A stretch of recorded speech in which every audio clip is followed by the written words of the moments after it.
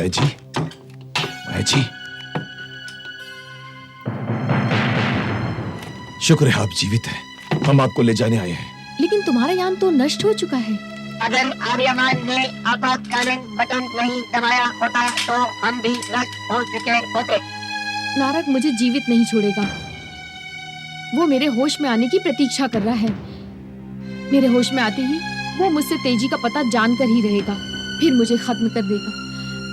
मुझे अपनी कोई चिंता नहीं है, लेकिन किसी भी हालत में तेजी नारक के हाथ नहीं पड़नी चाहिए। कौन है तेजी? मेरी बेटी है। कहाँ है वो इस वक्त? सवितान में। मैंने ध्यान योग द्वारा मातुश्री को संदेश पहुंचा दिया है, लेकिन मेरा वहां पहुंचना बहुत जरूरी है। वैसे भी ओसिक में मेरे लिए कोई जगह नहीं है। सवितान में ही मुझे आश्रय मिल सकता है। मैं आपको सवितान ले चलूंगा, आपको बेटी से मिलाऊंगा मैं। लेकिन हम यहाँ से निकलेंगे कैसे? मैं हूं ना, यान चोरी करने में मैं विशेष योग्यता प्राप्त कर चुका हूँ। परंतु आप कैसे चल सकती हैं? आप तो जख्मी हैं। हम सवितान की बहनें अपना जख्म खुद भर सकती हैं। तुम मेरी चिंता मत करो, मुझे चलने फिरने में कोई तकलीफ नहीं होगी। परंतु आपको यहाँ पर न देखकर यहाँ के लोग सैनिकों को सूचित कर देंगे और यह हमारे लिए खतरा बन जाएगा। उसका इलाज भी मेरे पास है। मैं अपनी परछाई यहाँ छोड़ दूंगी। लोगों को लगेगा कि मैं गहरी बेहोशी में हूँ और तब तक हम यहाँ से बहुत दूर पहुंच चुके होंगे। ठीक है, जल्दी कीजिए।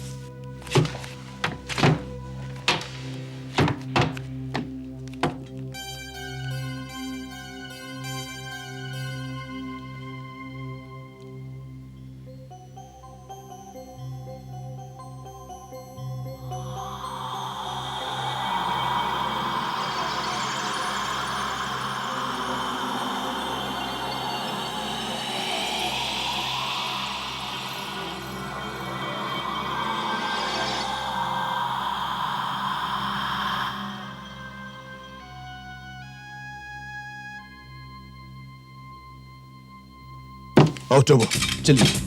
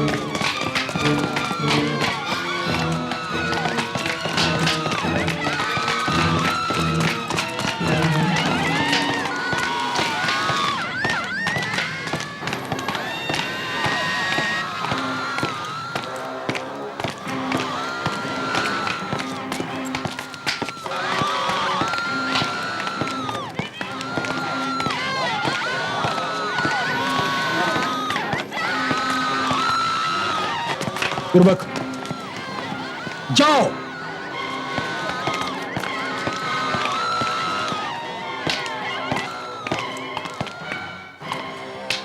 तेजी कहां है? आप कौन हैं? सुना कुर्बक, लोक और परलोक की खबर रखने वाली महासामंत नारक को नहीं जानती। किसी के माथे पर तो नहीं लिखा होता कि वो कौन है, और आपके आचरण से साफ पता चलता है कि आप बेहद बदतमीज और अशिष्ट आदमी हैं, जिसे ये तक नहीं मालूम कि औरतों के आश्रम में किस शिष्टाचार के साथ प्रवेश किया जाता है। मैं तुमसे शिष्टाचार सीखने नहीं, अपनी बेटी को लेने आया हूं। ओह, नारक, तेजी यहाँ नहीं है। देखिए, इससे पहले मैं कोई कहर बर्पा करूं, मेरी बेटी को मेरे हवाले कर दो, मैं चुपचाप यहां से चला जाऊंगा। मैं तुमसे कह चुकी हूँ कि तेजी यहाँ नहीं है। परंतु माया योग संपर्क के द्वारा तुमसे तेजी के बारे में बात कर रही थी। देखिए, अगर मुझे तेजी के बारे में पता नहीं चला तो मैं आपके इस सवितान को खत्म कर दूंगा। इसका अस्तित्व भी ब्रह्मांड से समाप्त हो जाएगा। इसलिए जल्दी बता दो कि मेरी बेटी कहां है। तुम कितनी बार ये सुनना चाहोगे कि तुम्हारी बेटी यहाँ नहीं है, नहीं है, नहीं है।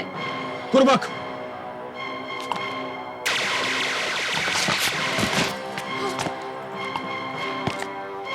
अब भी वक्त है तेरे पास। बता दे मेरी बेटी कहां पर है, वरना तेरा भी यही अंजाम होगा। देख,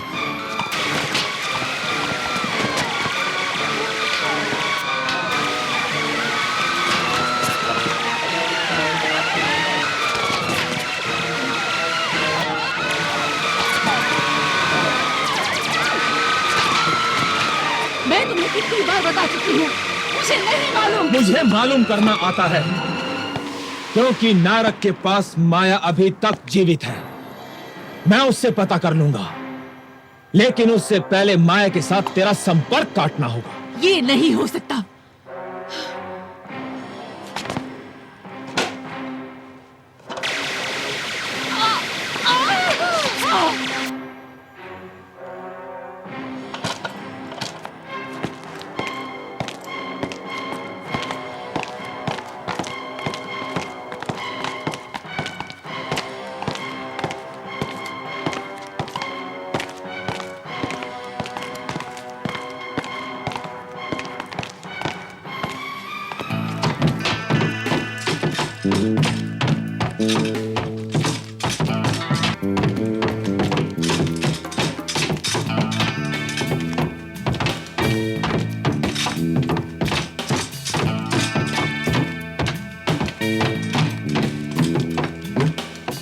आइए, यहाँ बैठिए। ऑटो।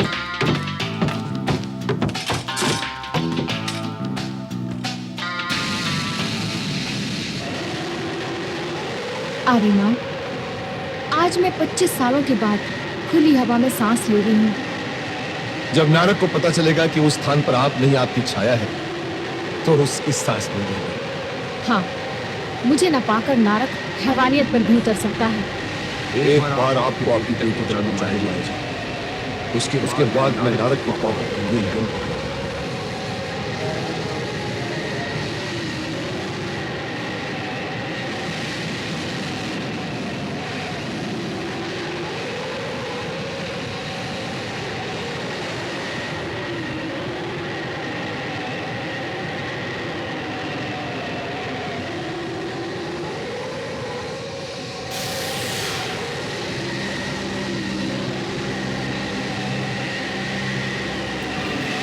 ये क्या? यहाँ पर तो चारों तरफ लाशें पड़ी हुई हैं। किसी वैश्य ने यहाँ पर आकर खून खराबा किया है माया जी। लेकिन मातुश्री कहाँ है? दिखाई नहीं दे रही।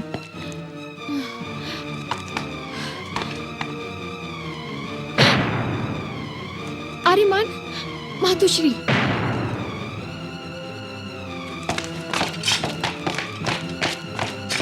मातुश्री, मातुश्री, मातुश्री, क्या हुआ आपको? आप ठीक तो है ना मातुश्री? माया, मैं तेरा ही इंतजार कर रही थी। माया, ये नौजवान कौन है? ये आर्यमान है, रासा का पुत्र। आर्यमान, रासा का पुत्र? हाँ, लेकिन ये सब किसने किया मातुश्री? नारक। नारक? नारक? नारक यहाँ आया था तेजी को ले जाने। तो क्या नारक तेजी को ले गया? नहीं, उसने मुझसे तेजी के बारे में बार बार पूछा, लेकिन मैंने उसे कुछ नहीं बताया। उसने यहाँ ये कहर बरपा दिया और मेरी मासूम बहनों की जान ले ली। लेकिन तेजी है कहाँ? मैं नहीं जानती, लेकिन जहां भी होगी वो सुरक्षित होगी। तुम्हारा संदेश मिलते ही मैंने उसे यहाँ से निकाल दिया था। मातुश्री, मातुश्री,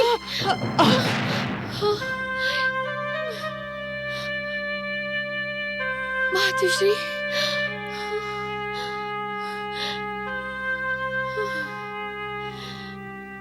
आप यहां पर सुरक्षित नहीं है माया जी। आप हमारे साथ कुरुक्षेत्र चलिए। महान होशिन आपको देखकर बहुत प्रसन्न होंगे। उनके संरक्षण में आप सवितान को फिर से शुरू कर सकती हैं। और तेजी? मातोश्री ने आपसे कहा ना कि तेजी जहां कहीं भी हैं वो सुरक्षित है। आपको तेजी एक न एक दिन जरूर मिलेगी। गुरुबक, माया को जीवित रखना ही होगा, क्योंकि उसके सिवा किसी और को मेरी बेटी का पता मालूम ही नहीं। सिर्फ माया ही कभी भी अपनी बेटी से संपर्क स्थापित कर सकती है, इसलिए उसका जीवित रहना जरूरी है। आप बिल्कुल ठीक कह रहे हैं महासामंत नारक। आओ कुर्बक।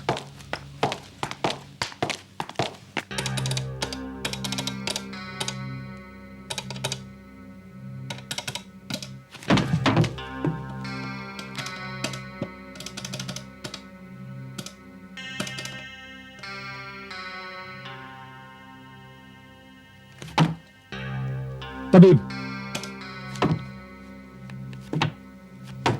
जी महासामंत। कैसी तबीयत है इसकी? ठीक नहीं है महासामंत, अब वो सुसुप्त अवस्था में है। तुम्हारा मतलब है ये मर गई? मरी नहीं है महासामंत, अब ये एक लंबी बेहोशी पर चली गई है। अब पता नहीं कितने दिनों तक ये इस हालत में रहती है। तबीब, इसे मरना नहीं चाहिए। इसे जल्द से जल्द ठीक करो, वरना तुम्हारी हालत इससे भी खराब कर दूंगा, समझे?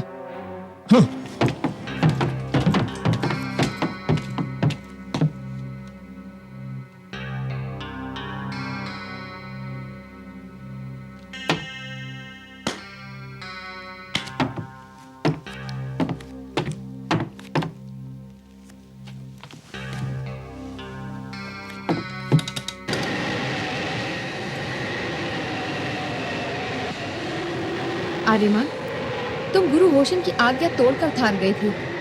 तुम्हें डर नहीं लग रहा उनके पास जाकर? कम से कम तुम उन्हें सूचित तो कर दो कि तुम आ रहे हो। बुजुर्गों ने कहा है माया जी, माता पिता और गुरु के पास बिना बुलाए जाया जा सकता। और रही नाराजगी की बात, तो मेरे गुरु होशन तो साक्षात क्षमा की मूर्ति है। चिंता मत करिए, सब निश्चित रहिए।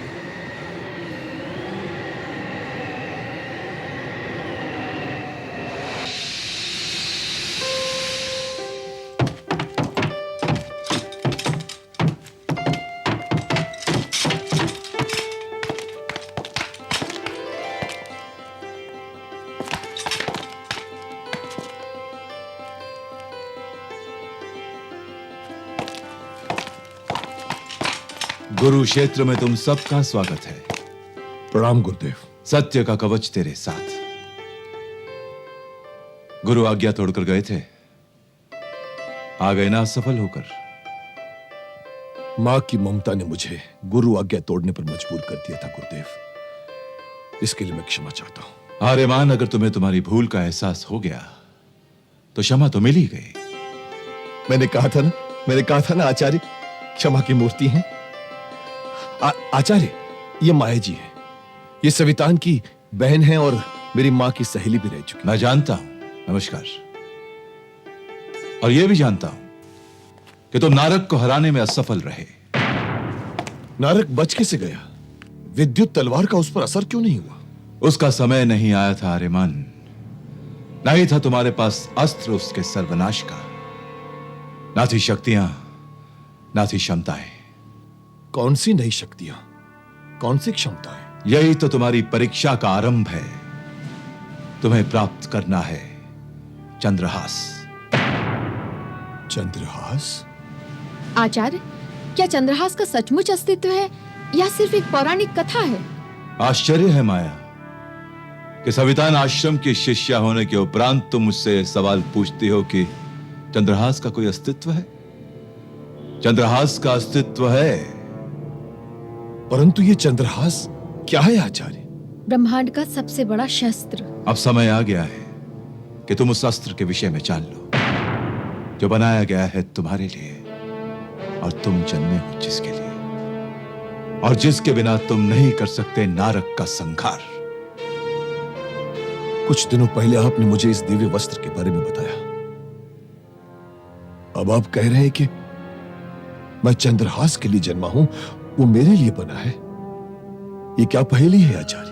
ये पहेली नहीं है आर्यमान, सनातन सत्य है ब्रह्मांड का। आओ मेरे साथ, आओ तो। इससे क्या होगा?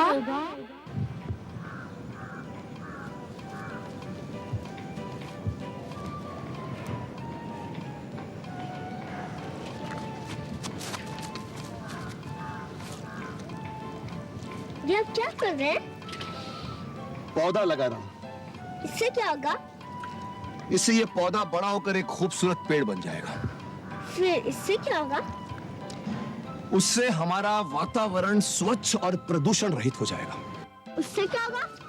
उससे तुम ताजी हवा में सांस ले पाओगे। और उससे क्या होगा? उससे तुम्हारे लंग्स यानी कि फेफड़े कभी खराब नहीं होंगे। और उससे क्या होगा? उससे तुम कभी बीमारी नहीं पड़ोगे। अच्छा आप ये बताओ कि उससे क्या होगा? उससे मैं तंदुरुस्त बनूंगा और एक दिन मैं बड़ा खिलाड़ी बनूंगा। अरे वाह, शाबाश।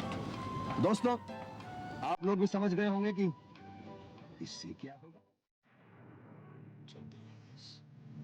आचार्य, क्या चंद्रहास का सचमुच अस्तित्व है या सिर्फ एक पौराणिक कथा है?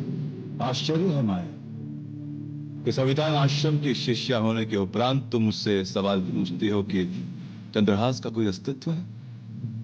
चंद्रहास का अस्तित्व है, परंतु ये चंद्रहास क्या है आचार्य?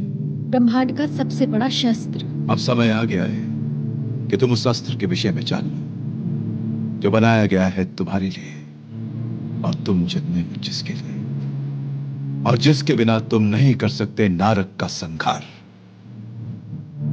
कुछ दिनों पहले आपने मुझे इस दिव्य वस्त्र के बारे में बताया। अब आप कह रहे हैं कि मैं चंद्रहास के लिए जन्मा हूं, वो मेरे लिए बना है। ये क्या पहेली है आचार्य? ये पहले नहीं आ रहे। सनातन सत्य है ब्रह्मांड का।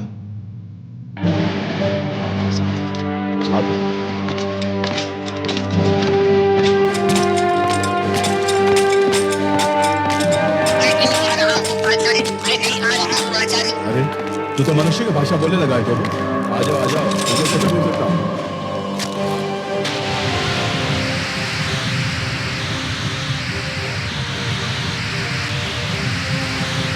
आओ।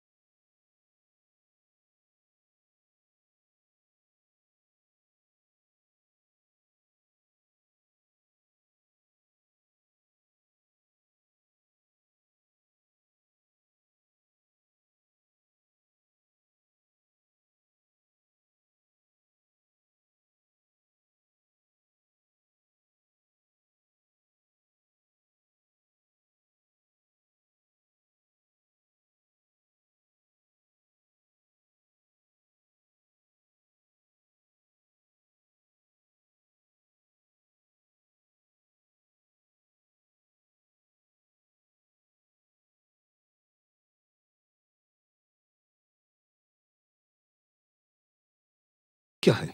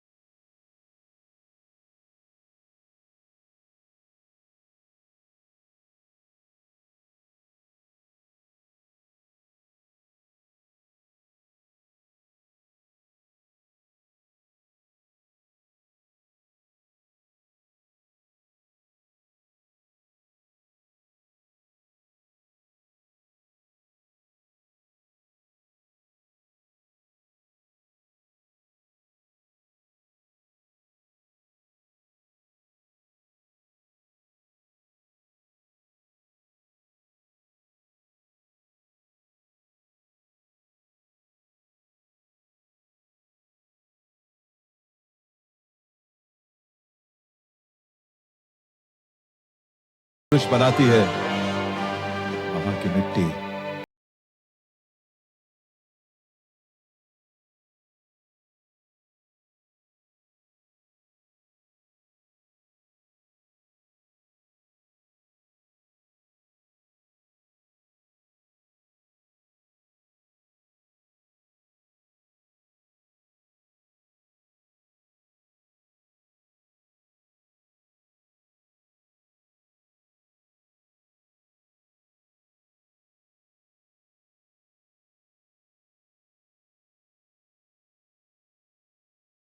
पैदा जो निकाल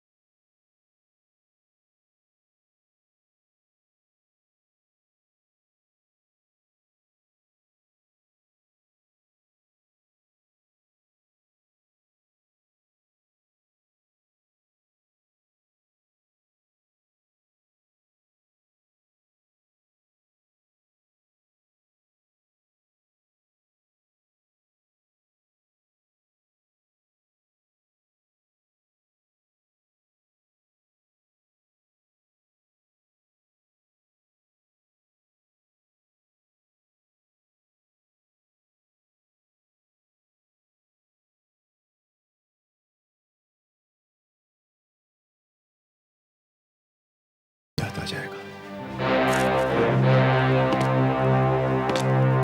आपने तो सचमुच मुझे दुविधा में डाल दिया है अजय जी। बिना मानचित्र के, बिना पद चिन्ह के कैसे पहुंच पाऊंगा मैं अपने मुक्त? विचार मत करो, सुनो सुनो अपने हृदय को। उसकी धड़कनों में तुम सुनोगे आहट, समझोगे इशारे जो ले जाएंगे तुम्हें अग्निमुख तक। परंतु कैसे आचार्य? जब तुम एकाग्र करोगे अपनी सारी शक्ति अपने हृदय में, जब तुम स्वयं में स्थित हो जाओगे, तब खुलेगा द्वार अग्निमुख का। परंतु पर्याप्त नहीं होगा पहुंचना। तो और क्या करना होगा आचार्य? परीक्षाओं के दौर से गुजरना पड़ेगा तुम्हें। उत्तर देने होंगे चंद्रहास के अग्नि रक्षकों के प्रश्नों की। उत्तीर्ण करनी होंगी सारी परीक्षा। आपको विश्वास है कि उत्तीर्ण हो पाऊंगा मैं? प्रश्न मेरे विश्वास का नहीं है आर्यमान, प्रश्न है तुम्हारे विश्वास का, तुम्हारे विश्वास का।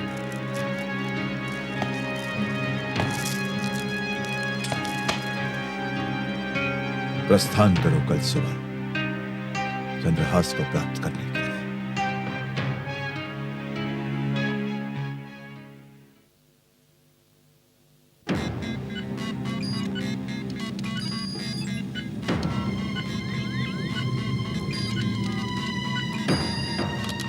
अभी भी मेरे मन में कई प्रश्न उठ रहे हैं आचार्य, जिसका उत्तर मैं जानना चाहूंगा।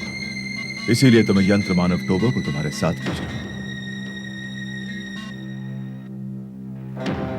इसके माध्यम से मैं तुम्हारे संपर्क में रहूंगा आर्यमान, तुम्हारी हर शंका का समाधान करता रहूंगा।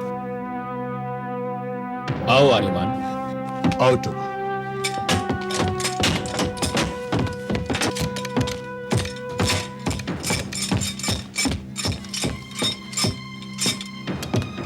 वो देखो। आर्यमान, यह स्तंभ कुरुक्षेत्र के उत्तरी भाग में है। इसके गुंबद में एक विशेष यान है जो तुम्हें चंद्रहास तक ले जाएगा। इस यान में मैंने तुम्हारा दिव्य वस्त्र बिगाड़ दिया है। इस यान की विशेषता यह है आर्यमान कि यह प्रकाश की गति से भी तेज चलता है और आने वाले हर संकट का संकेत दे देता है। परंतु ये स्तंभ तो यहां से बहुत दूर होगा ना गुरुदेव, हम लोग वहां तक पहुंचेंगे कैसे? तुम दोनों वहां सामने खड़े हो जाओ। मैं तुम दोनों के शरीरों को प्रकाश कणों में परिवर्तित करता हूं। तुम तुरंत गुंबद में पहुंच जाओगे वहां से ज्ञान ले। जा, प्रस्थान की तैयारी कर। जो आगे गुरुदेव। चलो बाबू। हम तैयार हैं गुरुदेव। गुरु शांगला, जो आज्ञा।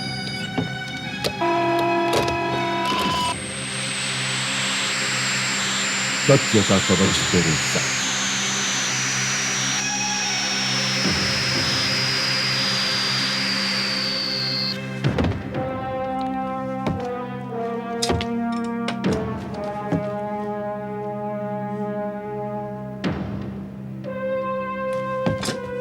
आर्यमान, तुम गुंबद में पहुंच चुके हो। अब तुम दोनों यान में अपना स्थान ग्रहण करो। आओ तुम। यान का द्वार खोलो।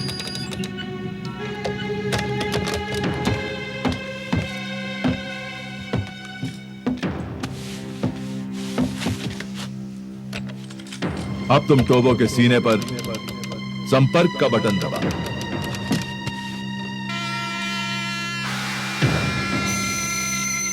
अब मैं प्रारंभ दूंगा तेरे यान को, जो ले जाएगा तुझे अग्निमुख के पथ पर, गुरुत्वाकर्षण के पार। उसके बाद संचालक होगा तेरा हृदय, वही दिखाएगा तुझे तेरा मार्ग। जा, संकटों से मुक्त रहे तेरा मार्ग। गुरु सप्तांग, मुख्य द्वार खोलो। जो आज्ञा।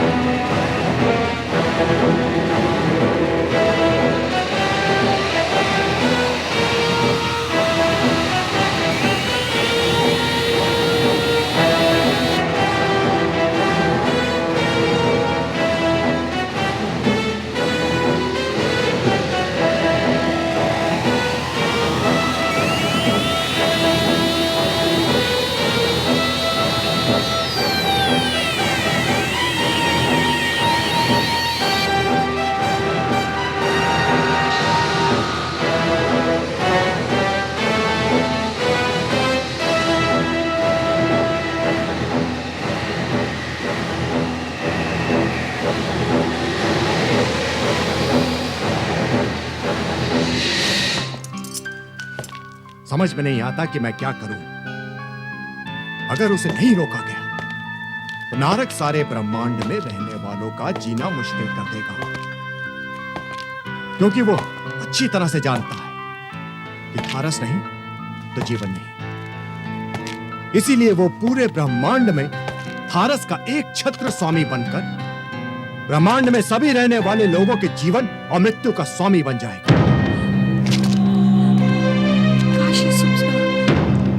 आर्यमन तक पहुंचाई जा सकती, पता नहीं आर्यमन कहाँ होगा।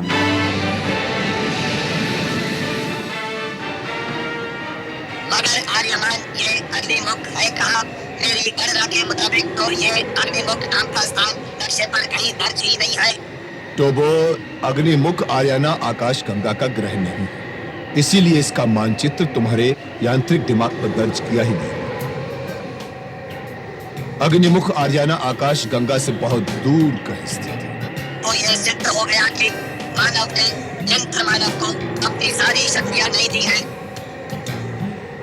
जिन्होंने तुम्हें बनाया होगा उन्हें शायद ये अंदाजा नहीं होगा कि एक दिन तुम्हें आर्याना आकाश गंगा की सीमा के बाहर भी जाना पड़ेगा बड़े भाई। हाँ, ये बात हो सकती है, परंतु एक बात बताओ, महान योशिंग ने इस यान को दिशा दी तो ये यान अपने आप जा रहा है, मगर अग्निमुख तक ये यान कैसे पहुंचेगा? तो वो जब ये यान इस ग्रह की गुरुत्वाकर्षण की सीमा से बाहर निकल जाएगा तो इसका संचालन स्वयं मेरे हाथ में आ जाएगा। याद नहीं गुरुदेव ने कहा था कि संचालक होगा मेरा हृदय। अग्निमुख तक जाने का मानचित्र खुद ब खुद मेरे हृदय में प्रकट हो जाएगा, ये कहा था गुरुदेव ने। देखते हैं कैसे।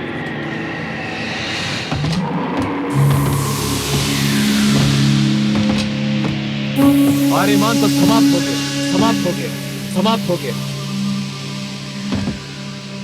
परंतु माया जब तक जोश में निश्चिंत नहीं हो सकता। पूर्वक इसलिए माया का जीवित रहना जरूरी है। और थारस के लिए आपकी भावी योजना क्या है महासामंत नारद? धीरे धीरे थारस पर मेरा एक अधिकार है। मैं थारस को अधिक से अधिक मात्रा में निचवाकर उसका गुप्त रूप से संग्रह करूंगा। ओमियान की पैनी निगाहों से बचने के लिए मैंने नए ग्रहों को निवेश बनाकर वहां थारस के भंडार स्थापित करूंगा और दूसरे ग्रहों से दास ला लाकर वहां बसाऊंगा।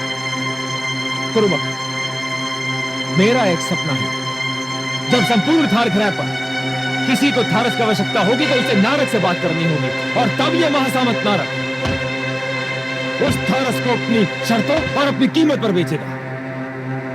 कुरुबक, एक बात मत भूलना, थारस आर्याना की प्राण है, और जिसके बस में थारस होगा उसके बस में आर्याना के प्राण होंगे। और शुक्रान, उसके लिए आपकी क्या योजना है महासामंत नारद? शुक्रान वो थार के राजा बनने का सपना देख रहा है, कुरुबक उसे सपना देखने दो, और जब उसकी आंख खुलेगी तब तक थार से थारस का भंडार खत्म हो चुका होगा, और जब थार से थारस का भंडार खत्म हो चुका होगा तब थार ग्रह पर शासन करने का कोई अर्थ नहीं रह जाएगा। महासामंत नारद, मैं दाद देता हूं आपके दिमाग की और उसकी सोच की। इसीलिए तो हम संपूर्ण ब्रह्मांड पर विजय प्राप्त करने का सपना देख रहे हैं।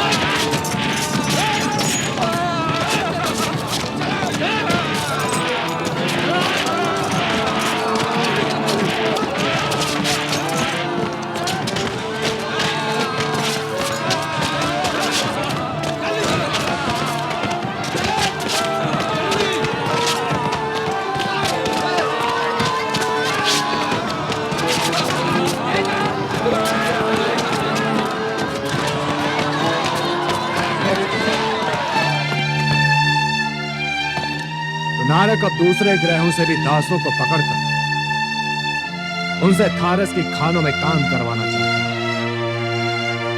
यानी आर्याना के दूसरे ग्रहों पर भी नारद दास प्रथा शुरू कर रहा है। कल से रोजाना खानों से निकलने वाली थारस की मात्रा को दुगना कर दिया जाएगा, क्योंकि अब मजदूरों की संख्या दुगनी हो गई है। इसीलिए मात्रा में जरा भी कमी बर्दाश्त नहीं की जाएगी। यदि काम में कमी पाई गई तो उसके अगले दिन से रोजाना निकाली जाने वाली थारस की मात्रा को दुगना कर दिया जाएगा। यानी कि थार को अब थारस विहीन निर्जीव ग्रह बनने में अधिक समय नहीं है रासा।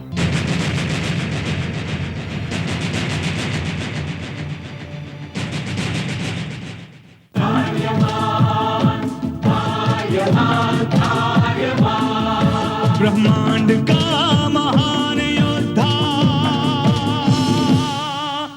वो आर्यमान है।